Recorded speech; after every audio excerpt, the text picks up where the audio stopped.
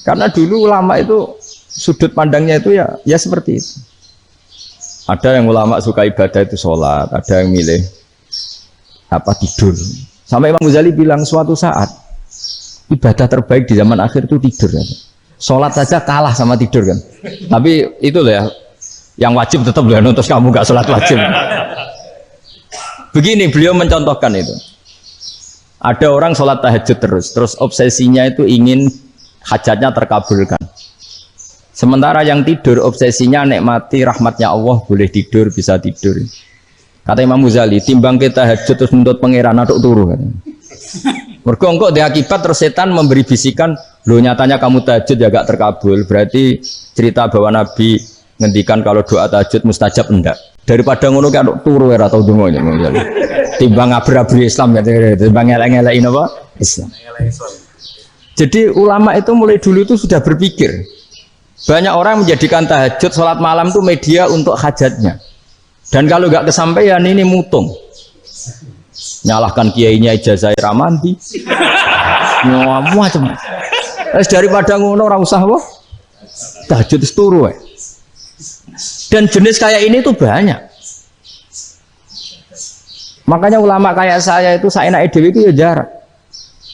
Saya sering didolani muhibbin terus bilang, Gus saya doakan gini-gini sama nyalon bupati atau saya gini. Saya bilang, gak waduh orang dongo, nak ramandi, darani ulama dongane ramandi. Nak mandi, kamu jadi bupati tetap nganggep karena beli. Sopo sing raro bupati saya juga beli. Ribet kan? Ketika mereka jadi ngunsurkan doa kamu apa karena kemarin beli? Yang beli maksudnya nggak beli nggak usah tersinggung. Jadi ribet ngadepin. Nggak artinya gini loh, doa itu jangan dipakai begitu loh. Kalau minta nasihat, tak nasihati jadi bupati yang baik, gubernur yang. Kalau minta doa itu resikonya. Akhirnya kalau diminta doa ya doa, sebenarnya diisinya itu nggak doa kemenangan. Itu mas selamat gitu. Karena ribet. Makanya Islam itu doa itu setelah iman. Aturan iman benar baru doa. Aturan iman benar termasuk Allah itu yaf'alu ma yasha, boleh melakukan yang dikehendaki. Allah nggak boleh terdikte oleh doa kita, nggak boleh. Ya saya ulang lagi ya, madzhab Hasan Asyadzili ini khas kita. Jadi la ilaha illallah itu didahulukan sebelum istighfar. Tapi kebalikannya madzhab Imam Sanusi itu dibalik. La ilaha illallah itu kalimat yang sakral.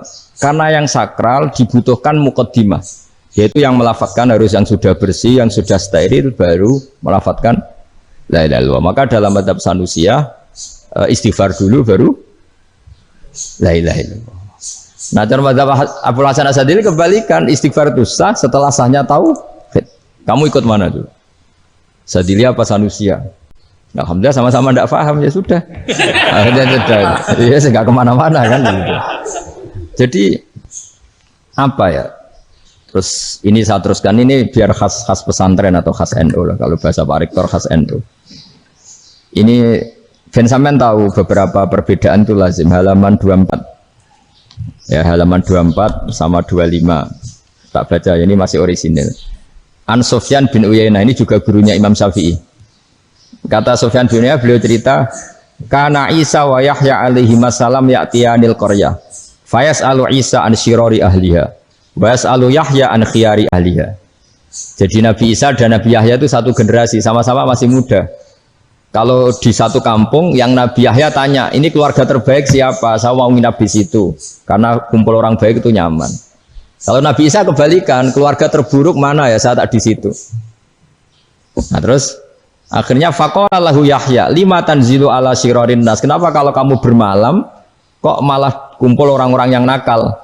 Innama ana tabibun udawil mardo. Saya ini nabi para dokter, di mana-mana dokter yang ngumpuli yang sakit, ngobati yang sakit. Makanya di NU itu ya banyak kiai jazab mengumpuli yang nakal-nakal. Nak tepak yang entas yang nakal, nak ra tepak ya katut. Ini adu nyali lah sudah gitu. Tapi itu ada ilmunya, yaitu niru Nabi siapa? Isa. Kalau kamu dokter penelitian tuh cari daerah yang banyak pandemi apa yang bersih? Yang banyak pandemi, karena yang namanya penelitian ya di situ kan. Kalau kamu dakwah ngentas kemiskinan, ke daerah miskin apa daerah kaya? Nah sama, kalau ngentas kefasikan ke daerah fasik apa daerah orang soleh? fasik. Ya, tapi itu Nabi Isa. Nah, kalau kamu tidak Nabi kan potensinya kan ngadut itu.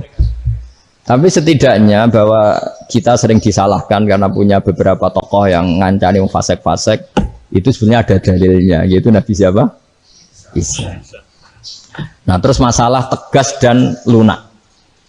Ketika ada mahasiswa misalnya pacaran, boncengan lanang dan perempuan, itu pilihan kita apa? Kalau tegas, terus gak mau mendengar kita. Misalnya gini contoh gampang, tak beri contoh Pak D. Jangan orang tua, nanti secara fikih itu beda. Nah ini kan kita orang pesantren, biasa ngaji fikih detail. Kamu Pak D seorang perempuan, mahasiswi misalnya, sering pacaran. Setiap ke situ sama pacarnya kamu diam saja. Padahal kamu dosen keislaman. Mesti pawanaan kamu nyimpulkan, ternyata pacaran itu tidak apa-apa. Buktinya Pak D itu tidak negur, menengahi. Ini berarti as-sukut alal mungkar. Tapi kebalikannya, Pak D ini terkenal keras. Nak Runo mesti rajaku ponaan. Akhirnya yura Runo. Mesti ngerti nak mesti diamuk. Nah, dua orang ini sama-sama gagal kan? Yang lunak menjadikan ponaannya pacaran terus karena enggak negur sehingga dikira membolehkan. Sing keras juga enggak sempat bina wong Rono erawani. Akhirnya dua orang ini sama-sama enggak ketemu, sama-sama enggak berkesempatan membina kan? Gagal membina kan? Karena yang keras ponaannya enggak pernah situ, berarti enggak bisa bina kan? Yang lunak membiarkan berarti juga ada bina. Nah, Islam itu antara dua itu. Ya gak terlalu lunak, gak terlalu keras. Karena kalau terlalu keras, misalnya ada kiai terlalu keras, lu masyarakat mau tanya itu gimana? Lari kan? Lu saya ini punya pengalaman pribadi. Saya ini kan kecelok orang alim. Itu kalau pernah ya saya itu berusaha ya pokoknya ya umumnya orang alim lah. Tenang, terus anteng, nggak gejlok-gejlokan. Itu nggak ada yang tanya. Saya mimpi ketemu beberapa ulama itu disalahkan. Terus umat saya kalau mau tanya itu ke siapa? Wong alim wis wibawa, meneng tambah banget wibawa. Bala Quran sering gojlok rektor macam-macam. Terus wong wanita kok, saya biasa ke pasar pandangan dicegot orang. Gus, putri saya itu sering keluar darah tapi melebihi batas haid gini-gini. Kalau badhe sowan jenengan, gak usah sowan ning kene mbek ngadeg-ngadegan. Terus tanya, yang haid berapa hari, Gus? Ya supaya rudat ilal adat sebelum dia punya penyakit istihadah itu berapa? 6 hari ya sudah, kembali 6 hari lainnya mustahadah, tetap sholat, tetap normal. Tapi kalau saya wibawa moro pasar gue tasbih dulu iku mesti wong salaman njaluk donga yakin. Tapi baru kayak rada uraan ketemu wong-wong, dol pening ndi? Maaf pening ndi? Gus beneran Gus ketemu jenengan kula wingi badhe tua kok. Akhirnya tanya. Jadi uraanku itu amdan. Lha nek sampean asli. Asli uraan. Karena ada uraan lah tetap tidak wibawa kan. Jadi baru kayak uraan itu ya banyak. Saya itu kalau ngantor di Jogja itu banyak orang yang tanya. Ya biasa tuh tanya macam-macam. Karena saya uraan. Ke pasar ya orang, bahkan di bis sering ketemu orang. Wah beneran Gus kalau badhe sowan jenengan badhe tanya ini. Ya sudah di sini aja. Jadi semua itu diilmoni. Nah, Nabi itu punya sisi yang dua-duanya jalan. Memang beliau luar biasa, dipilih Allah yang luar biasa. Nabi ketika wibawa itu banyak sahabat yang bahkan mengenali wajahnya aja tidak bisa. Ka'anna ala ru'usihim at-tairs. Bayangannya seakan-akan di kepalanya itu ada burung yang takut terbang. Saking antengnya. Tapi Nabi sekali mengeluarkan job, sekali santai, itu sahabat tanya itu sampai yang nggak pantas ditanyakan. Nabi saya tadi kumpul istri saya, tapi tidak inzal itu wajib mandi ndak. Aro'aita law anna ahadana ya'ti imro'atahu walam yunzil. Itu ya ditanyakan. Nabi pun kumpul dia betul sakit inzal sepundi. Guys betul lagi. Terus ya ada yang tanya macam-macam. Ya saking ada sahabat dipanggil Nabi tambah lari, dipanggil lagi tambah lari. Wah jenengan nyeluk oh pas kula kumpul bojo kula. Lah kula kuwatir jenengan orang suci, saya belum mandi, makanya saya lari. Nabi ngendikan innamal mukmin thahir, ya nak masalah ketemu kiai ra apa-apa ijek junub. Sementing kok nak salat ya adus sik. Tapi Nabi sekali pakai madzahirul jalal, tapi pakai wibawanya, itu orang enggak berani ngomong. Tapi sekali Nabi rileks, itu orang bisa tanya apa saja, termasuk halal yang enggak pantas. Lalu ada sahabat itu tanya lucu, tanya Maimunah. Maimunah itu ya cantik tapi sudah agak tua lah. Maimunah, ya umal mukminin, hukumnya ngambung bojo pas Ramadan piye? Wah gak roh aku, gak tau diambung kan Nabi pas Ramadan. Tanya Sauda, wah malah ra diambung. Kalau Sauda itu kan istuwa itu. Lucunya istrinya jawab, tanya Aisyah yang mungkin Nabi. Iya, yang mungkin tanya Aisyah. Itu yang usulnya istrinya Nabi Maimunah. Selalu Aisyah.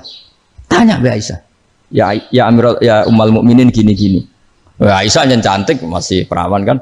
Qabbalani Rasulullah bahwa oh Nabi biasa ngambung-ngambung pas Ramadan dan beliau tetap puasa. Akhirnya fakih ngarang kan, wa takbil fi Ramadan wa tublah la tubtilu shauma ngambung ora. Iku udah biasa di sini. Ya nasi bojone ayu. Nah ini artinya seasik itu. Jadi garwane Nabi sing ngrasa rodok tuwa. Wah, aku ora tahu ya. Kok Aisyah. Serilek itu dulu itu. Maksudnya orang Islam pertentangan itu. Maksudnya ini ya balik. Semua ini bedanya orang pesantren sama orang kampus. Kalau orang kampus mau cerita agama itu rahmatan lil alamin, tapi nyontokno rileke ora iso. Agama itu rilek, tapi nyontokno rileke ora iso. Mergo ora pati ngaji. Contohnya ora iso, tapi mau gawe kaidah mau Islam itu rahmatan. Jadi Nabi itu lah, Allah juga gitu. Allah itu kalau sudah memperlihatkan madzahirul jalal itu mbok malaikat Jibril rawani ketika Allah dengan madzahirul jalal. Tapi kalau Allah dengan madzahirul jamal, madzahirul apa? Jamal. Iku yo gojok-gojok kan ambek makhluke gojok. Yo buli-bulian cara sakniki. Ya sampean delok ning hadis syafaat itu, akhiru man dakhalal jannah atau akhiru man kharaja minan nar itu di beberapa judul. Ada seorang rajul yang ahli neraka ya, dintas mbek pangeran terus ditudono swarga. Gusti swarga, sengiler tok wong wayu roh, wis wong ngiler tok. Ngerjaluk Gusti mosok roh tok ora oleh mlebu. Jarimu asal mlebu metu kon neraka ora jaluk-jaluk meneh. Sumpah lho ya, gak jaluk apa-apa meneh. Mboten Gusti. Sekali saya keluar dari neraka ndak akan minta apa-apa lagi. Wis. Wallahi, wallahi. La as'alu ghairah. Mesti ghairah khuslah, ghairah tilkal khuslah. Ya niku pokoke selain keluar dari neraka saya ndak akan minta lagi. Didono swarga wong dokelon seruwibet kan. Sing bojone elek kan dendam dadi ning swarga iki. Swarga wis macam-macam. Gusti mosok roh tok ora oleh mlebu. Jarene ra janji ra njaluk meneh. Akhire ya wis didelokno neraka. Jadi pangeran jawabe gampang didelokno neraka. Roh neraka begitu menyakitkan, begitu ngeri. Sudah Gusti saya ndak minta surga. Sementing enggak masuk neraka. Rabbana srif anna adzab jahannam. Setelah lama itu diadepno swarga njuk mlebu swarga. Terus diadepno neraka. Akhirnya ya sudah saiki mlebu swarga gak apa-apa. Iku jawabe lucu. Atas tazubi jenengan ngenyek kula. Engkarwan ra di swarga kok mlebu swarga. Terus akhirnya mlebu swarga kan mlebu swarga tamanna, sangen-angen sing mbok jaluk apa? Orang angen-angen yang indah-indah, laka wa asratu amsal ya siku tak turuti wa asratu amsalih lan lipatan ke-10. Jawab wong lanang iki lucu. Atas tazubi wa anta rabbul alamin. Jenengan pangeran kok ngenyekan. Maksudnya wis karuan aku ora pantes. Terus dari pangeran la astazi ubika walakinni alama asya'u qadir. Aku gak ngenyek kowe, pancen aku pangeran. Nuruti kowe iku iso. Jadi Allah sendiri ketika dengan madzahirul jamal itu malaikat ya ono sing wani bantah. Masyhur itu kan malaikat sing bantah pangeran atas alufia mayusitu via wasfikut. Karena Allah dengan madzahirul jamal. Sing paling masyhur Nabi Musa. Nabi Musa itu ketika Nabi Mi'raj. Nabi Mi'raj itu beliau kira-kira di langit keempat lah yang masyhur atau kelima. Melangkahi. Nabi Musa nangis, ya Rabbi ini apa-apaan? Orang sing ja'a ba'di kemudian melangkahi makom saya ini apa-apaan? Jadi Nabi Muhammad kan apapun hebatnya kan junior. Kok melangkahi makom saya ini apa-apaan? Enggak fair. Sampai Nabi Muhammad itu tanya gini sama Jibril. Reaksi Allah gimana ketika melihat Musa seperti itu? Jawab malaikat Jibril lucu. Ya roh khiddatahu. Allah sapal gayane Musa. Biar. Ya dibiarin aja sama Allah. Tapi yang jenenge Nabi Musa itu kekasihnya Allah. Tetap berkah bagi kita. Betul. Ketika setelah Mi'raj diwajibkan sholat 50. Gentena Nabi Musa kelihatan nabinya. Sebenarnya Nabi Musa itu sebetulnya loh, gak menguntungkan kita sebetulnya. Tapi yang menguntungkan, sebenarnya tidak niat menguntungkan kita, tapi menguntungkan. Nabi Ibrahim kan di langit ke-6, keren lah. Konti dong ketemu Allah ngeten-ngeten kan salat 50. Karena Nabi Ibrahim terkenal Nabi baik tidak bantah. Bareng Nabi Musa. Kenapa diceluk pangeran? Kula kan salat ping 50. Inna ummataka la tutiku dzalik. Wah, sak kuat umatmu. Serai-rai ga umatmu ora ngarah kuat 50. Tapi sebenarnya Nabi Musa itu niatnya bukan membela kita. Fa inna ummati la umatku sing gagah-gagah ra iso meneng umat. Berarti sebetulnya ya, itu masih pakai gengsinya gitu. Wes ngono-ngono lah sementing kita untung. Sebetulnya dia itu nggak terima. Wong umat saya aja yang lebih kuat, nggak kuat apalagi umatmu. Lah terus seperti ini. Irji ila rabbika fas'alhu takhfif. Itu berarti Allah dengan madzahirul jamal. Sudahlah, datang ke Allah minta keringanan. Allah itu baik. Minta. Ambek Allah ya diringana mau 5 tok. Jadi cek 45. Balik ke Nabi Musa, piro 45. Cek ra kuat umat. Wong umatku ora kuat. Jadi sebenarnya dia bilang umatku ora kuat. Lho cara Nabi Muhammad model wong Malang. Lu beda umatku be umatmu. Ribet kan? Itu. Lho Nabi Muhammad kan enggak seperti itu kan? Enggak punya akhlak Malang kan? Akhlak. Maksudnya akhlaknya mujur itu, akhlak yang baik gitu. Ya akhlak yang mujur, bukan yang malang gitu. Jadi Nabi ya manut. Tinggal 40 kan, dikurangi lagi 35 sampai 9 kali kan, masyhur itu. Ya kan kalau dikurangi 55 kan berarti turun naik kan 9 kali. Itu setelah 5 itu Nabi Musa cek usul masih ragu. Itu cara Nabi munggah nentek.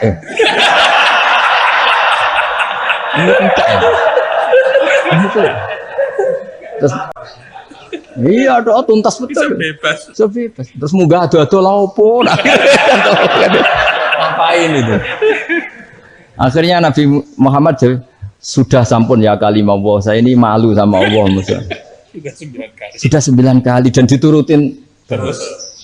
Jadi Allah kalau dengan madzahirul jamal itu Nabi Musa biasa nego sama Allah. Tapi ketika Allah dengan madzahirul jalal, itu Nabi Musa enggak berani. Yaitu di hadisus syafa'ah. Hadisus syafa'ah ketika manusia datang ke Nabi Adam, ya'tuna Adam. Ya Adam anta abul basar ngene isfa'li ana inda rabbik. Kamu saya minta mensafaati kita. Nabi Musa, Nabi Adam inna rabbi qad ghadibal yawma ghadaban lam yaghdab qablahu mislah wa la yaghdab ba'dahu mislah. Ini Allah sedang murka besar dan tidak akan murka seperti ini lagi. Sudah saya tidak berani nafsi. Nabi Ibrahim enggak, termasuk Nabi Musa ketika itu ya enggak berani. Karena Allah dengan madzahirul jalal. Itu Nabi Musa enggak berani. Sudah saya sendiri itu pernah salah.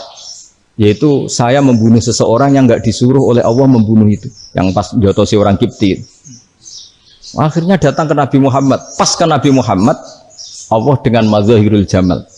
Dengan madzahirul jamal sampai Kanjeng Nabi ngendikan analah saya akan memintakan syafaat kalian. Terus fa ahmadu rabbi bima hamida allamaniha rabbi. Saya muji Allah dengan pujian-pujian yang orang lain tidak tahu, hanya saya yang diajari kata Rasulullah. Ya di sini menurut banyak ulama termasuk kitab yang saya baca, kenapa Muhammad sebagian namanya Ahmadu? Itu dari af'al tafdil fa Muhammadun Ahmadu min ghairihi. Muhammad Rasulullah itu kalau muji Allah di atas cara mujinya Nabi yang lain. Jadi Ahmadu bukan dari fi'il mudhari' lil mutakallim tapi dari af'al apa? Tafdil. Fa Muhammadun Ahmadu min ghairihi. Bahwa Kanjeng Nabi Muhammad sallallahu alaihi wasallam itu cara mujinya Allah di atas pujian para nabi. Makanya di sini Sayyid Ali Zainal Abidin kalau muji hamdal hamidin wa fauqa hamdil hamidin. Jadi pujian saya ini di atas rata-rata cara mereka apa? Memuji. Yaitu sirinya apa? Nabi itu tahu bahwa akhirat itu tidak bisa batasi Allah. Kamu tidak bisa nyemprit Allah. Allah, ini akhirat loh. Amal sudah ada manfaat. Ingat itu. Tidak bisa seperti itu.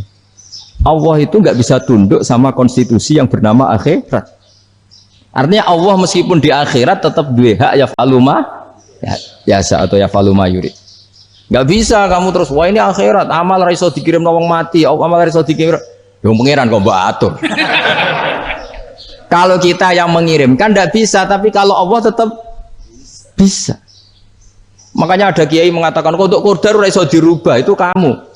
Makanya ada seorang kiai ditanya, kodok kodar iso dirubah sekali dicatat selesai. Jari kiai tadi, tapi nak Allah iso. Dalilnya apa? Yang huwa ma yasha wa yusbit. Nak Allah ya iso, sing ra iso kan kita. Nah, Nabi itu tahu betul meskipun akhirat itu Allah masih bisa dinego, saking baiknya. Akhirnya Nabi sujud, masyhur itu terus, ya Muhammad irfa' ra'sak wasal tuqa wasa'tu safa. Semat sirahmu angkat, kunjuk apa tak turuti. Terus semenjak itu Nabi minta apa? Syafaat. Artinya apa? Ketika Nabi lain berpikir bahwa akhirat ini membatasi amal, karena sudah Nabi tahu betul kalau Allah tetap Allah, yang nggak terbatas kekuasaannya, nggak terbatas rahmatnya juga saat di akhir. Makanya disebut fa Muhammadun Ahmadu min ghairihi. Makanya wa mubasyiran bi rasuli ya'ti min ba'di ismuhu Ahmad.